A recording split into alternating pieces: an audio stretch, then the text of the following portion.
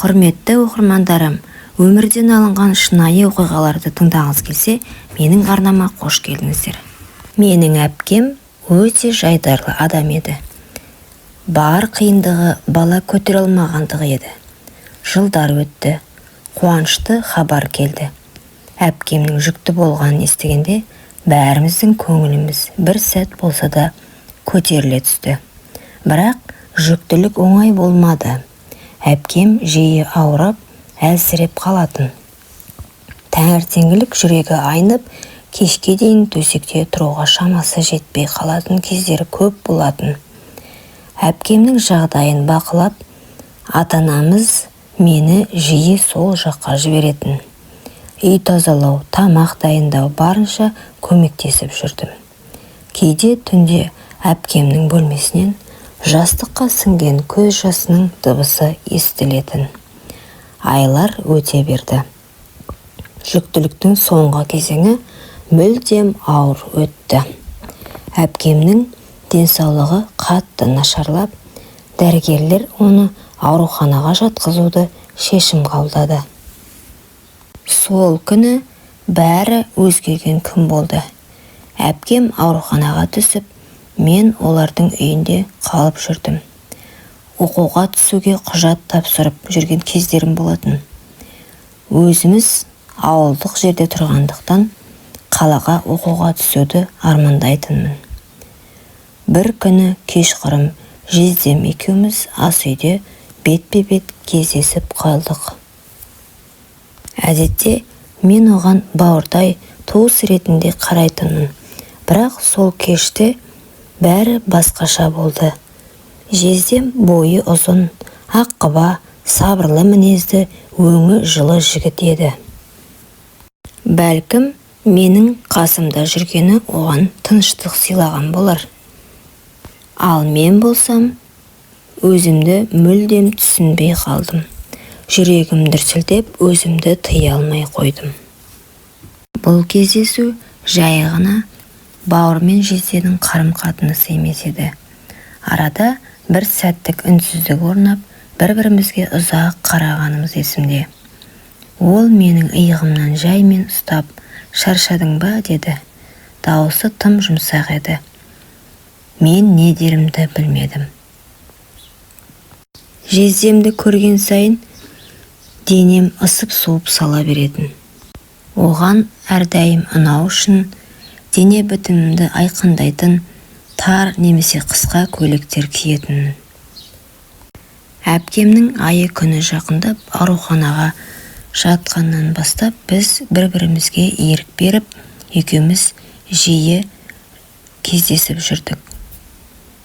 Ол мені тамағымнан иіскеп, сен қандай тәттісің деп мені ернімнен сүйе бастады.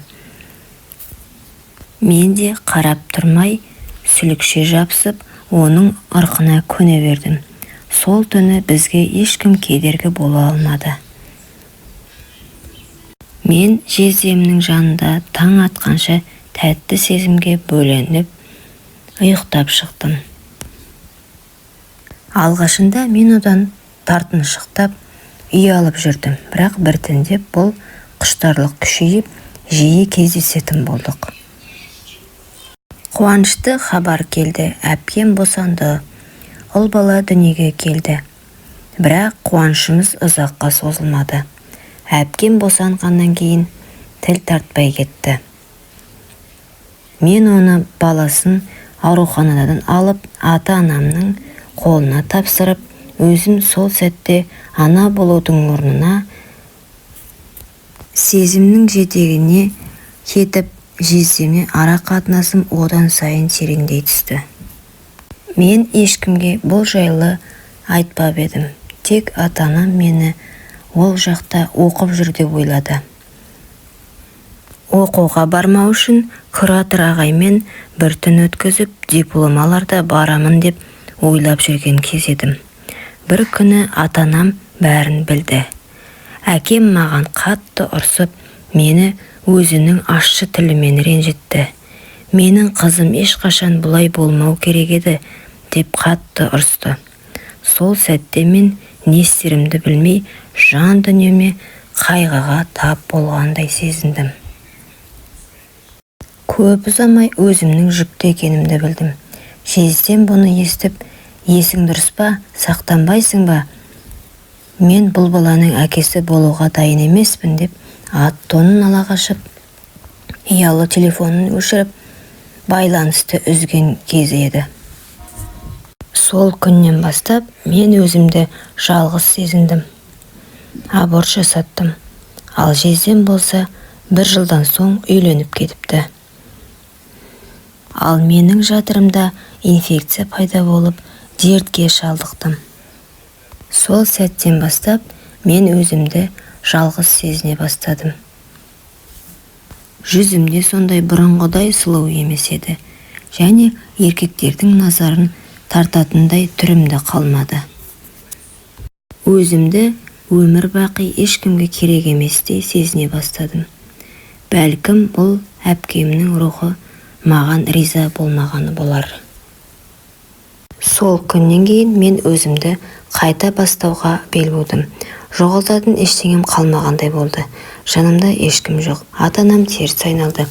Әпкем де келместің кемеліне кетті. Ал жүрегімде тек өкініш пен өз-өзіме деген жиіркеніш. Қала шетінде жалға берілетін ескі жатақханадан бөлме алдым. Едені сықырлаған, терезесі сынық, пеші істемейтін. Бірақ бұл менің жаңа өмірімнің бастамасы еді. Таңертең жұмыс іздеп шығамын, кешке шаршап келіп, үнсіз түнмен сырласамын. Кейде көше тазалаушы болуға да келістім. Кейде кафе ыдыс жуып, ақшамды тиынмен жинадым. Апталар өтті, айлар өтті, ішімдегі өкініш азайған жоқ. Бірақ мен өзіммен күресуді үйрене бастадым.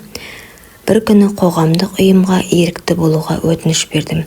Ол жерде жалғызбасты аналарға көмектесетін бөлім бар еді. Сон аналардың көз жасын көріп, балалардың үмітпен қараған жүзін сезініп, мен алғаш рет өзімді біреуге керек адамдай сезіндім. Сол жерден менің шынайы сауығуым басталды. Мен олармен бірге күліп, бірге жыладым. Өзімнің өмірімдегі ауыр сабақтарды басқа әйелдермен бөлістім. Біреу үйінен қуылған, біреу мен секілді қателік жіберген. Біз бір-бірімізді сөзсіз түсінгендейміз.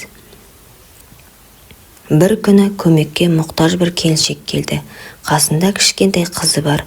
Ол маған қарап, «Сіз өте мейірімдісіз, өз балаларыңыз бар ма?» деді. Мен сәл кідіріп жымиып жауап бердім. «Жоқ, мен бұл өмірде көп нәрсе жоғалттым. Енді соларды қайтаруға тырысып жүрмін». Осы жауапты айтқанда өзімді алғаш рет жеңіл сезіндім. Мен өткеннің жазасын толық тарттым. Жүрегімде жара бар, бірақ ол енді мен емес, мен оны басқара бастадым. Бұл мені күшейтті. Ар ұжданыммен бетпе-бет келіп, жеңілген кезімде ғана адам болуға бір қадам жақындағанымды түсіндім. Жылдар өтті, ата-анаммен арада әлі де үнсіздік. Қазір мен ешкімге керек емеспін. Мен өткеннің жазасын мойнымен көтеріп, соны жеңе білген әйелмін. Өмір маған қатты соққы берді, бірақ мен қайта тұрып, сол соққыдан сабақ ала бастадым. Бәлкім мен әпкемнің сенімін ешқашан қайтара алмағанмын. Бірақ мен өзімді кешіруді үйреніп, басып келем. Бұл адам болудың басы. Кейде терезе алдында отырып, өткен өмірімнің әрбір сәтін көз алдымнан өткіземін. Біреулер үшін ол жай ғана өкініш. Мен тұрмысқа шықпадым, бала сүймедім. Бірақ менің махаббатым мен жан жылуым сол еріктілікпен айналысатын орталықтағы адамдарға кетті. Мен олардан өз өмірімнің басқа мағынасын таптым. Кейде өз басымдағы ауыртпалықтарым басқа біреуге демеу болып кетеді. Сонда барып, өмір маған не үшін сондай сынақ бергенін түсінгендей болам. Қазір мен 30-ның үстіне шықтым. Әрине, әлгі күнге дейін жүрегімнің түбінде әлде бір сағыныш бар. Менің өмірім ешкімге үлгі емес, бірақ біреуге сабақ болу мүмкін. бәлкім бір қыз мен секілді әлсіздікке жол бермес. Бәлкім бір әйел өткеніне қарап өзін жек көрмей күресе бастар. Сол үшін мен өз тағдырымды жасырып отырған жоқпын. Себебі жүрек жарасы, егер оны қабылдай білсең, сенің ең үлкен күшің бола алады. Назар қойып тыңдағандарыңызға рахмет.